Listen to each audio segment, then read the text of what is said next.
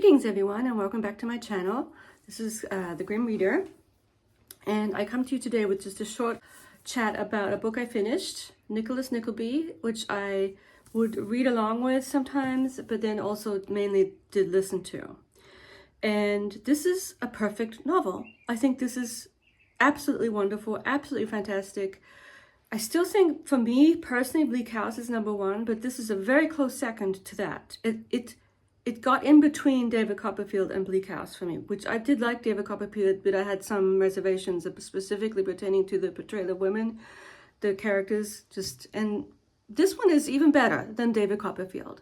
And I was sort of thinking as I was listening to it as to why it's so engrossing for me. And I think one of the things they say on the back is how it's closely modeled on the 18th century novels that Dickens loved as a child, for example, Robinson Crusoe. And I think that's a kind of one of the reasons why I loved it, because I don't know, people don't watch my channel that regularly, but was it last year, or I think it was last year, 2023, my favorite book of all time, of the whole year, was The Big Thick Clarissa by Samuel Richardson, that I listened to and read along with. It's a big book, and it's in different parts. It was published in different parts, but I really loved it so much. The intricate portrayal of the sort of diminishing of this woman's character, but she stays strong in a transcendent way throughout these awful things.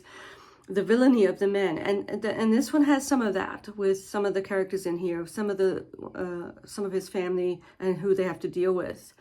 So it has a very good villain, very interesting villain, who's part of the family. But it is all predicated on Nicholas's story of finally finding happiness, and you know he will, but it's a long way to that. And it really has the sense of a Bildungsroman, as we say in German, the young hero kind of going on adventures type thing.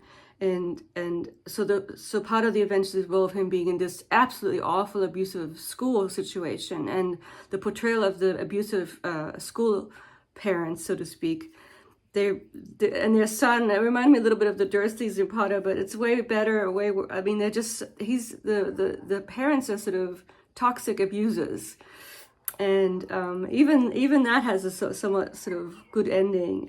But it takes a long time for it to end. I mean, this is a longer book, and then there's a passage where he's with a theater company, which of course reminds me as a German professor of Wilhelm Meister, the quintessential Platonic ideal of a Bildungsroman by Goethe, which could be up for a reread, and which is different because it's Goethe. It's more philosophical, more, I don't know, it's different. It's perhaps even not as engrossing, although it's good, but it's just Goethe, so it's different. So I highly recommend this as a gateway classics. The reader was Simon Vance, and he is spectacular, specifically at all the different dialects, the Cockney. So there's a lot of side characters. And okay, so one other point that I did like, even though it's a bit snobby of me, so Nicholas and his family are sort of have a fall, and actually another thing that occurred to me is how it reminds me in parts of Jane Austen. So all these other great people's works are sort of, and even Bronte too. It's like it's an amalgam of all the favorite Victorian stuff, and it's all in one.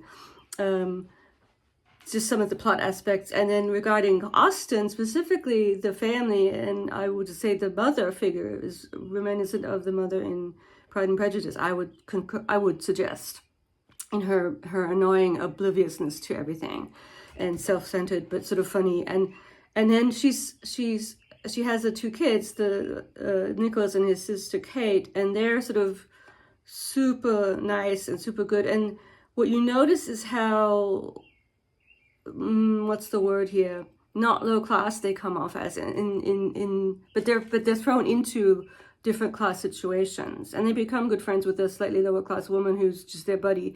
So it's as if, and that's what becomes very, very clear in the school situation. The toxic abusers are weird and not very smart at all, mean, narrow, just kind of, and it's the juxtaposition of a sort of outgoing, handsome, upper class sounding young man vis-a-vis all these, and then the same with the sister too, and then it does portray other upper class people as being terrible. So the class stuff is more predicated on the goodness in your heart, kind of the middle class values type thing, and they are very sort of but they are sort of like a lady and he's like a gentleman. There's an interesting class stuff going on.